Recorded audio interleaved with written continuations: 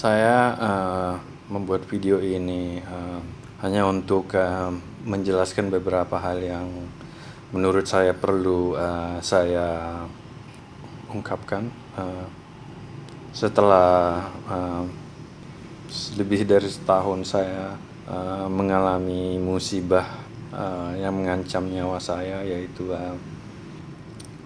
ketidakmampuan untuk tidur lagi sama sekali 24 jam. Manusia perlu tidur, namun bayangkan jika seseorang tidak dapat tidur langsung. Berapa lama tubuh mampu bertahan? Beberapa jam, beberapa hari, beberapa minggu, atau bertahun-tahun. Kisah ini melibatkan seorang lelaki yang mendokumentasikan perjuangannya melawan insomnia kronik yang akhirnya membawa kepada kematiannya. Richard Junjungan Siagian ialah seorang lelaki asal Indonesia yang tinggal di Philadelphia, Amerika Syarikat. Dia dikenali sebagai seniman tatu dan artis lukisan serta mempunyai sebuah saluran YouTube di mana dia berkongsi karya seni dan kehidupan hariannya. Richard ketika itu hidup seperti biasa, sehat, ceria dan menjalani kehidupan seperti orang lain. Sehinggalah pada tahun 2015, dia memuat naik sebuah video yang agak berbeza daripada kebiasaannya. Hi, I'm making this video hoping that there's some people out there are able to help me. Either let's go straight that I have not sleep means I have total insomnia, sleep disability.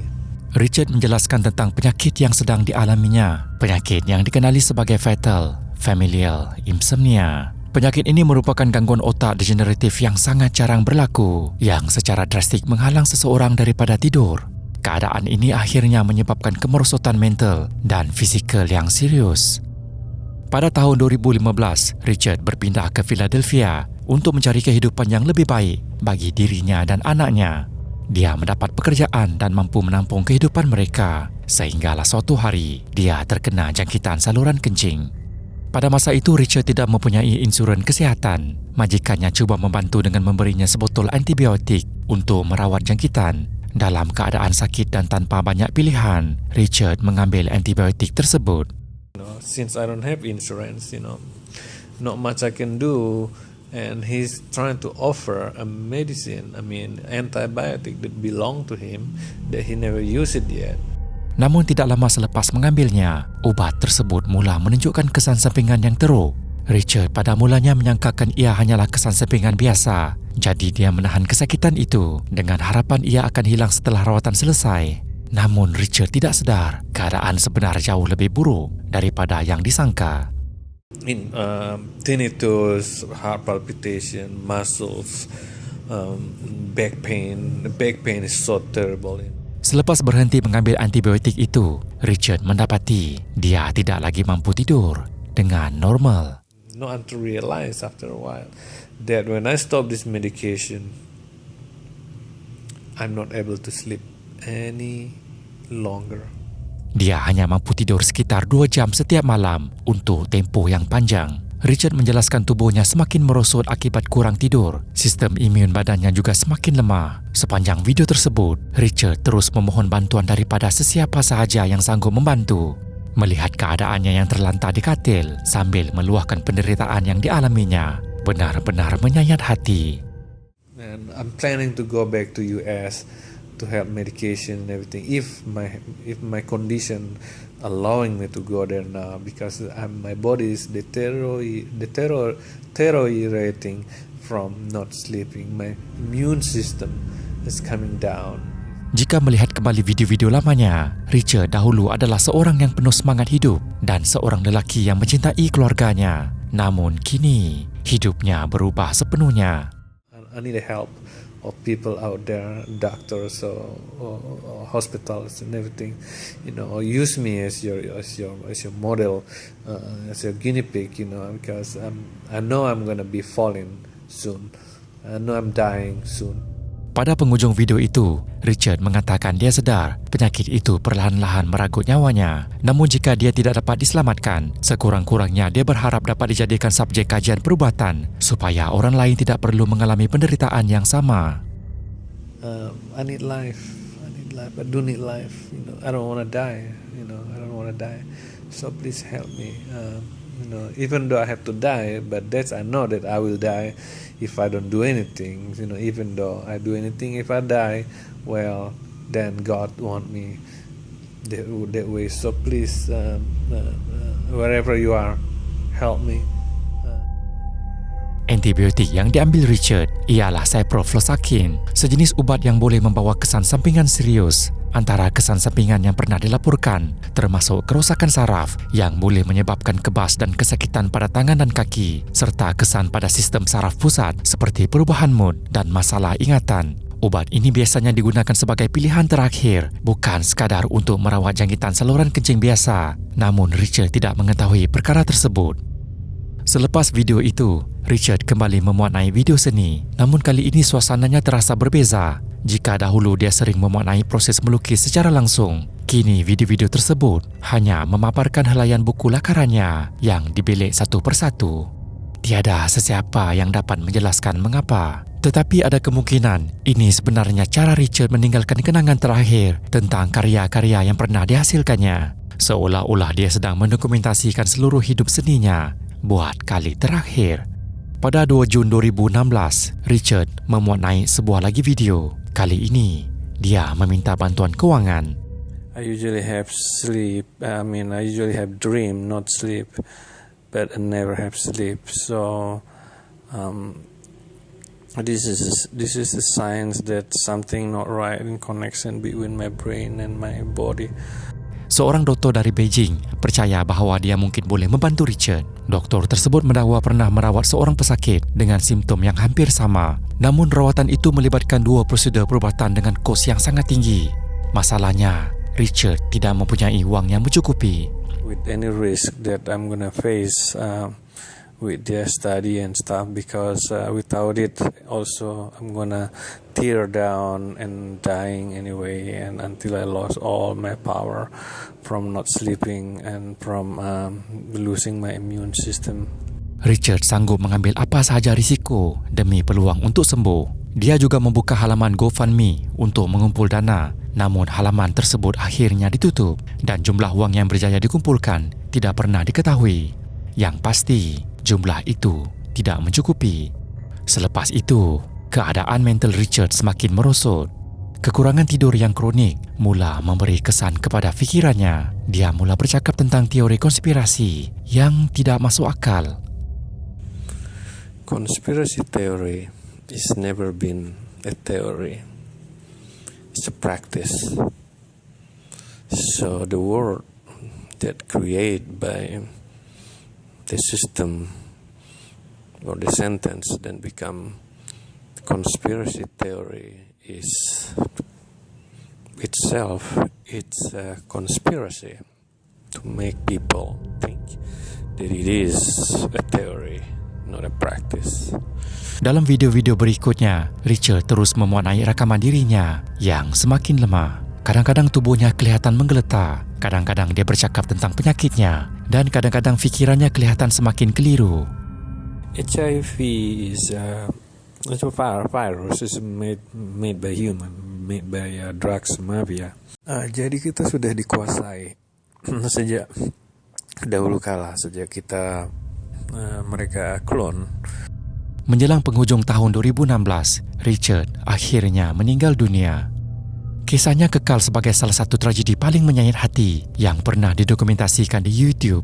Seorang lelaki yang pernah menjalani hidup normal dan bahagia, yang akhirnya perlahan-lahan merosot akibat penyakit yang dihadapinya.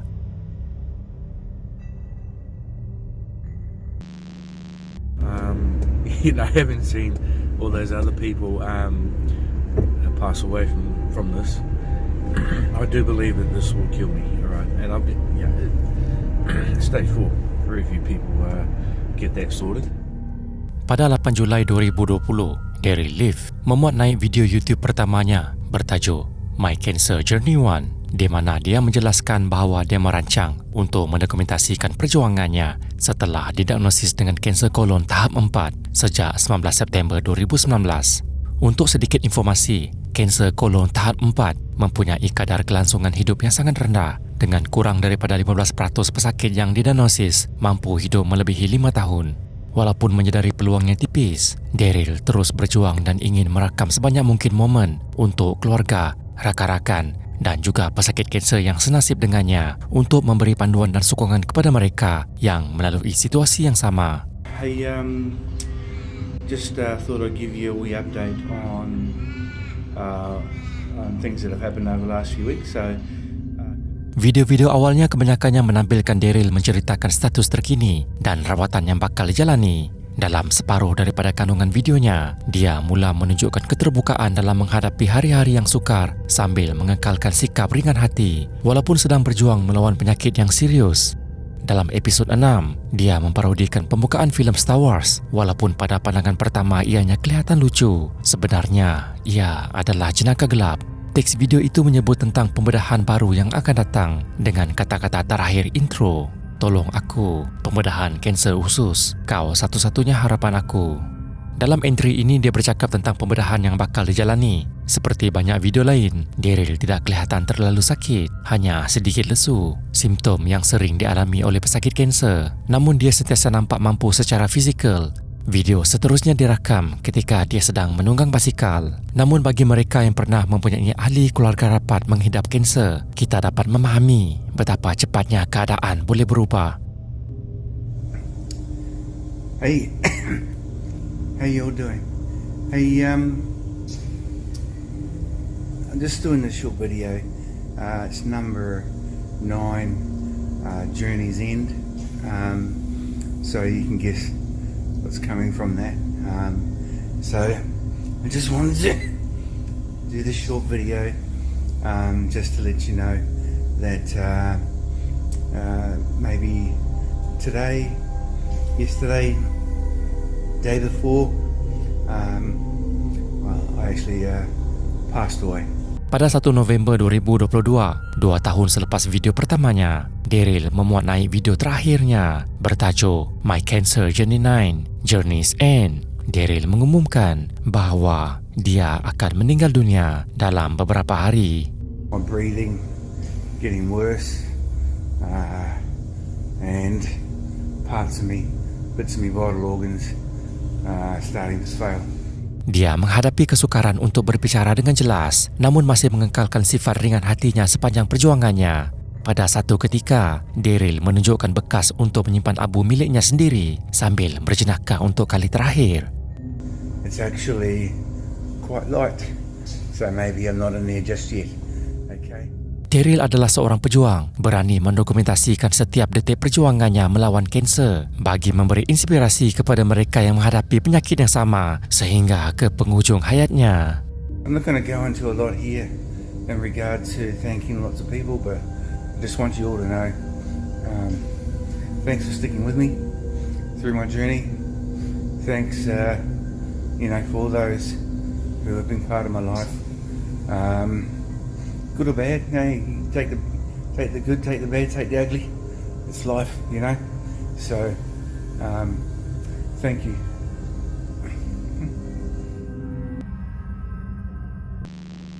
David G. Sartison adalah sebuah saluran YouTube yang dipercayai dikendalikan oleh seorang lelaki bernama David. Kandungan video yang dimuat naik bersifat misteri dan sukar difahami. Sepanjang 2 tahun kewujudannya di YouTube, David memuat naik sebanyak 8,431 video ke salurannya. Jika dikira secara purata, jumlah itu bersamaan dengan 11 video setiap hari. Satu jumlah yang hampir mustahil, terutamanya bagi seseorang yang biasanya memerlukan masa untuk menghasilkan satu kandungan video. Namun perkara yang menimbulkan misteri bukan sekadar jumlah videonya, tetapi kandungan video yang dimuat naik. Video pertama yang dimuat naik olehnya adalah pada Januari 2018. Video itu hanya menunjukkan sebuah televisyen yang sedang dimainkan di dalam sebuah bilik kosong.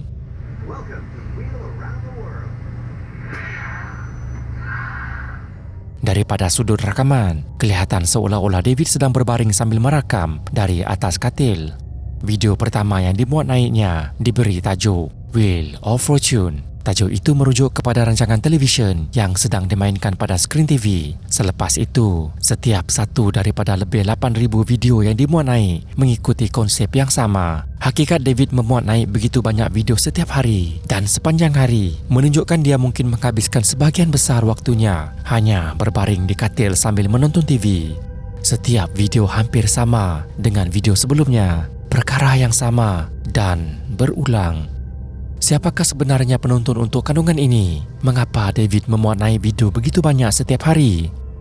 Untuk tahun pertama kewujudan saluran ini, semua persoalan tersebut tidak pernah terjawab. Tiada apa yang berubah. Bilik yang sama, kandungan yang sama setiap hari. Hingga kira-kira setahun kemudian, video David masih kelihatan sama. Namun kali ini, lokasinya berbeza. Cuma susun atur bilik itu terasa sangat familiar, iaitu langsir di sebelah televisyen itu. Ia memberi petunjuk yang jelas, David bukan lagi merakam dari rumahnya. Sebaliknya besar kemungkinan dia kini berada di dalam bilik hospital. Ada satu lagi perubahan mula kelihatan dalam video David. Rakaman kameranya menjadi semakin goyah. Kerana perkara ini, satu teori mula muncul untuk menjelaskan apa yang mungkin sedang berlaku.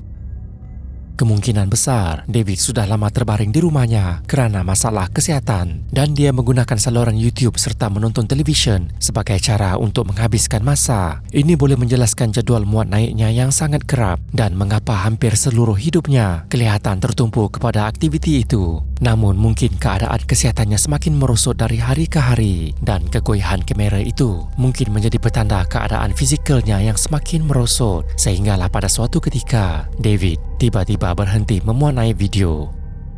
Saluran yang sebelum ini memuat naik hampir sedozen video setiap hari tiba-tiba terhenti sepenuhnya. Tiada siapa tahu ke mana dia pergi sehinggalah hasil sedikit penyelidikan membawa kepada sebuah laman web di mana ditemui satu obituari. Sartison David Glenn 1966 hingga 2019. Dengan penuh rasa duka cita, kami mengumumkan pemergian David yang kami kasihi. Dalam obituari tersebut juga dinyatakan penghargaan kepada jururawat di tingkat 2 Hospital St. Vincent atas penjagaan mereka terhadap David. Menariknya obituari ini dimuat naik 23 hari selepas video terakhir David. Nama tengahnya juga sama seperti nama pada saluran keduanya, iaitu David G. Sartison. Tambahan pula sebutan mengenai Hospital St. Vincent selari dengan perubahan lokasi dalam videonya yang kelihatan seperti bilik hospital. Semua petunjuk ini membawa kepada satu kesimpulan. David tidak berjaya pulih daripada keadaan kesihatannya yang semakin merosot. Ini adalah satu pengakhiran yang tragis kepada misteri yang sejak awal lagi sudah terasa sangat menyedihkan. Dan perkara yang paling menyedihkan, kisah ini sebenarnya bukan satu-satunya kisah seseorang yang meninggal secara tiba-tiba, tetapi bagaimana dia mendokumentasikan hari-hari terakhirnya, penuh misteri dan refleksi terhadap kehidupannya.